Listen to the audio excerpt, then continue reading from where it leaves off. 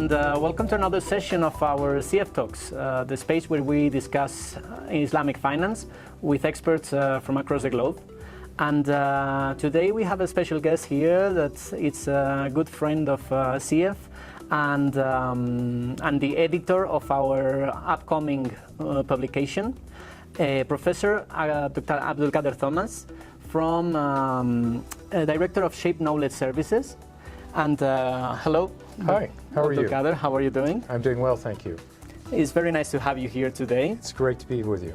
And well, as we were saying, you are currently working on the research that will conclude in our new publication, Securing the Future, the role of Islamic finance on food, water, and energy security. So I would like to ask you, first of all, what do you think is the inspiration or the motivation behind this research? So I think there are three things that come together at the same time. And one of them is we've been noticing in the wider market and academia the convergence between Islamic finance and ESG. And lately there's been the growth of impact investing and impact measurement. And so that just fits right in there. And especially since many of the subjects in our market are not highly developed countries, this is something that we're understanding how can it help them. Nice. So if you can elaborate a bit more, how do you think Islamic finance is addressing these issues? And especially, does it do it in a different way than conventional finance does? So I think there are a number of important discoveries that we made both in the research and that we had ideas about before we began. And maybe the first one is the role of social finance in Islamic finance is much greater than, say, in conventional finance. And what we understand in the book from several of our chapters is how social finance can actually create a platform for viability of enterprises to become eligible for commercial finance. And so I think that's really one of our big discoveries. And then we have some really excellent contributions across commercial finance and ultimately impact measurement. Oh, okay. So your research is actually like a collection or a journey that have put you talking with very different institutions from the private sector, from public institutions. But can you explain me more a bit about the approach for preparing this publication? So I think what we've done, we originally thought about this in the silos of specific problems like security and energy, water, and food. But we came back to methodologies and tools. And we start out with a discussion of how is zakat, the Islamic obligatory charity, applicable for alleviation of problems more than just the immediate person in front of you. And we see some very good contributions by Professora Altea Pericoli about how the UNHCR is using zakat for alleviation of problems within refugee centers, and then how that creates a basis for later financial intervention on a more commercial basis.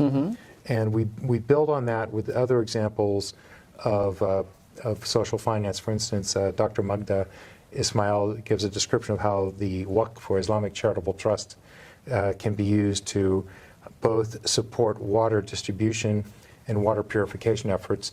And she does a really beautiful job of giving us the historical background and then contemporary solutions. Oh, very good. So, well, I know that you're still working on the completion of the publication. We're expected to have it probably by the end of this year.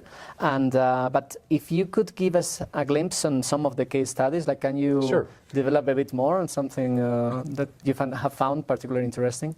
So there's a really fabulous case study offered by Dr. Mohammed Khoisan, and what he does is he talks about, so remember what I said, this connection between social finance and commercial finance.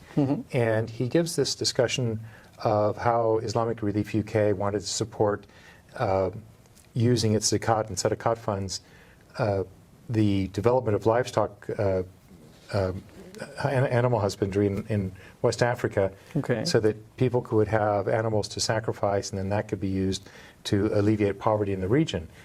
And after a number of years, they've discovered that they've created this entire ecosystem that's addressing more than just the specific problem they thought about, and that's created more wealth and better livelihoods within the areas that they're actually engaging in this animal husbandry project. Wow. So it went from zakat and sadaqat, the charitable giving, to commercial partnership, and then actual success in commerce.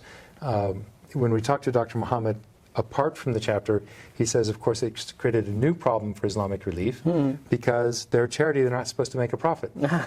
Okay, so it went too well. It went well. You can never go too well in these situations, but it certainly went well. Oh wow, it's really interesting. And anything else? Another case that you was?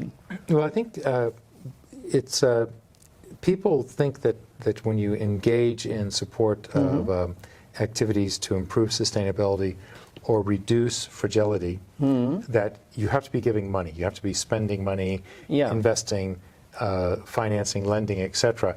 And one of our contributors is the International Islamic Trade Finance Corporation, and their contribution is actually about technical assistance. How, instead of spending money on equipment or on fertilizers or buying something and selling something, whatever it might be, they're investing in human capital and creating a group of technical experts amongst the target universe of farmers. In this case, it's a commercial crop, coffee, but the lessons that they're sharing with us are that you get wider sustainability because everything is transferable.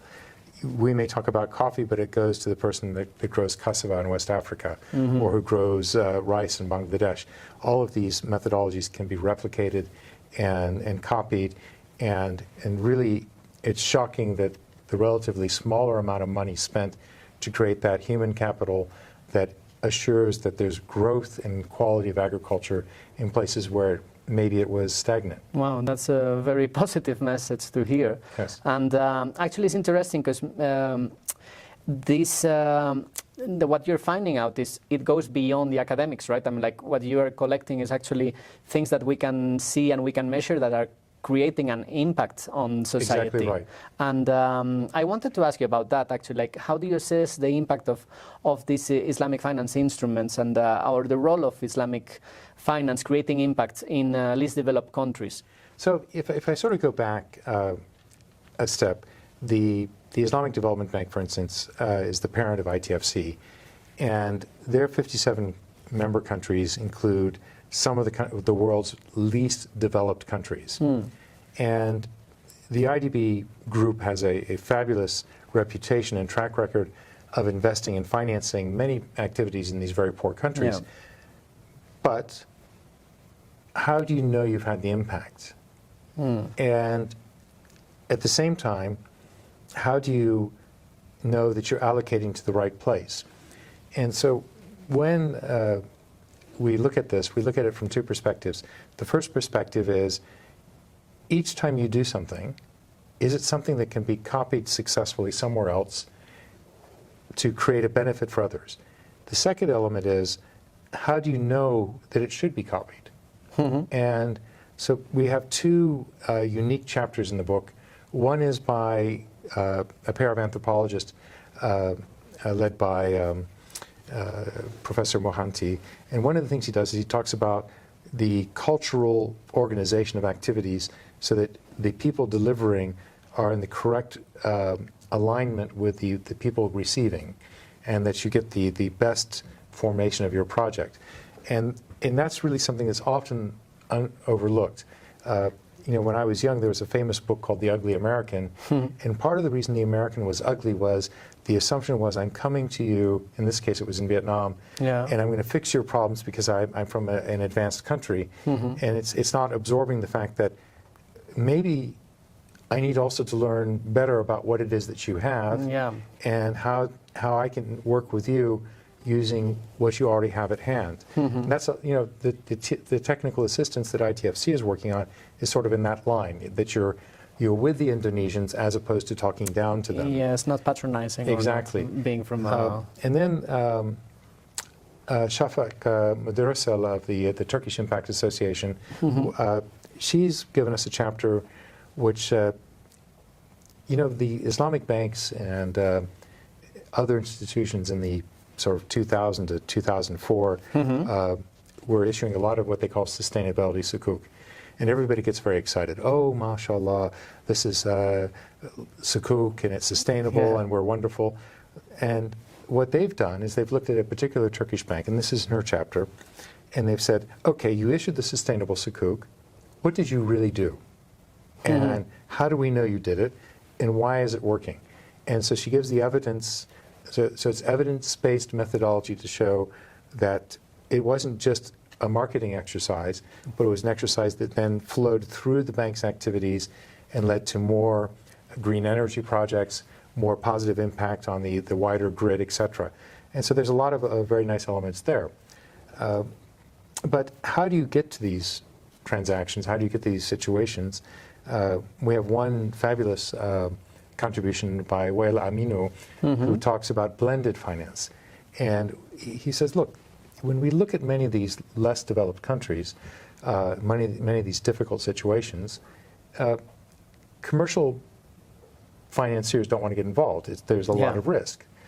Even sometimes the development banks find it challenging. So you need catalyst. And so he describes the catalyst that might come from social finance, that might come from development banks, that ultimately lead to blending of different financial institutions to solve either specific or wider problems in an economy. And I really thought that was a very useful contribution because he gives examples from several countries that have worked. Yeah. Wow.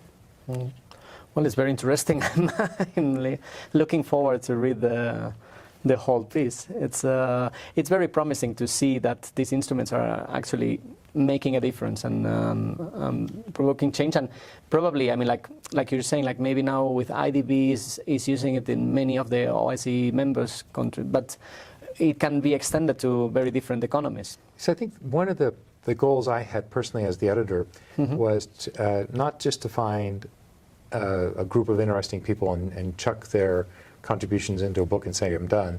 I wanted to find contributors that would demonstrate solutions and ideas that can be replicated and used in different environments. Nice. Yeah, so what would you say are the main lessons, or what's the message that you want to leave behind in this book? So I think the first message is really, and this was really a discovery in the process of putting the book together, is that we have a large social finance commitment within Islamic finance. And it's addressing the inability of many individuals and many societies to be bankable. And if it's used correctly, and we have very good examples of this in the book, you build up people, you build up communities to where they can now go for commercial financing. Okay. And I think that was really an important element that flows through the book, that social finance, in Islamic finance we have multiple avenues of social finance. So those are things that really help create hope with resource. That's a very nice message. Really. Well, then I thank you very much. I mean, like, I think it's we are all eager to be reading the book. Once it sees the lights, probably in September we will go to publish, and until then we will be waiting on that. But and I believe the different contributors are hoping that you will not be disappointed. I'm sure we will not. Thank you very much for taking this time. My pleasure. Thank you for inviting me. Yeah, it's nice to have you here in Madrid, and well, thank you very much to all the people that are listening to us. Once again, that we remind you that CF. We're the Center for Islamic Finance and Economics in Madrid, part of IE Foundation and King Abdulaziz University, and we invite you to watch our content online. You can always see these sessions are recorded and available in our website, as well as many other resources at your service. So we say goodbye today and hope to see you on our next edition of the CF Talks. Thank you very much.